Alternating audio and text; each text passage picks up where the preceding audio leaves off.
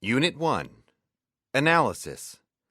Since all children must grow up surrounded by adults, they are predisposed to consider themselves small, weak, and incapable of living alone. They do not trust themselves even to do those simple tasks of which adults believe they are capable without mistakes or clumsiness. Most of our errors in child rearing begin at this point. When we demand more than children can do, the idea of their own helplessness is thrown into their faces. Some adults even consciously make children feel their smallness and helplessness. Others treat children as animated dolls to be played with.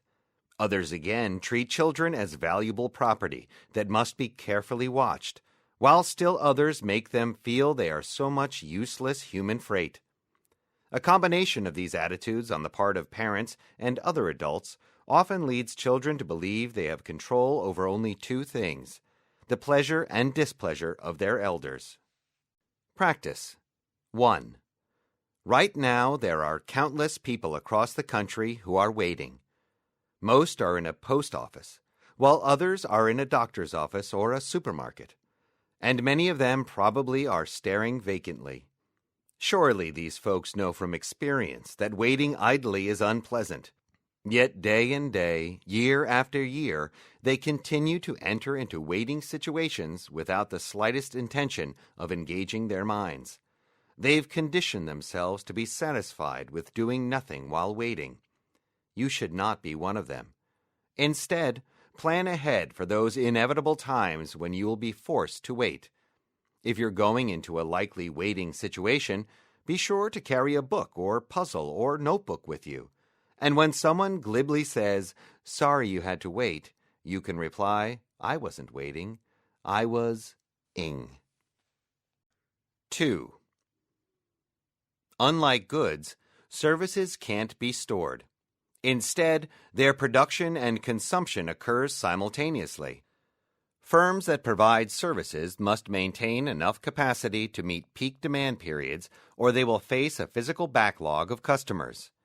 In the case of air travel, if you fly during peak periods, you will join a queue of fellow passengers waiting in line to check their luggage. To reduce the backlog, most service delivery systems use reservations and appointments. Services are time perishable.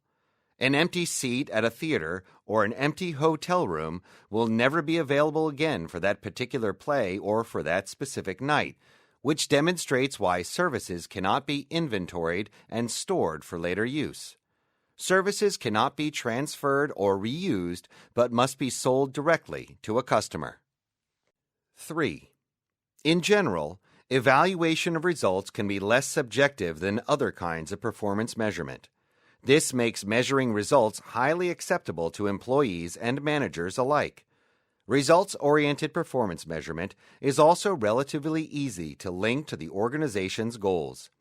However, measuring results has problems with validity because results may be affected by circumstances beyond each employee's performance.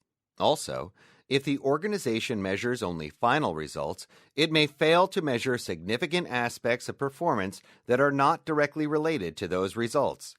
If individuals focus only on aspects of performance that are measured, they may neglect significant skills or behaviors. For example, if the organization measures only productivity, employees may not be concerned enough with customer service. Finally, focusing strictly on results does not provide guidance on how to improve.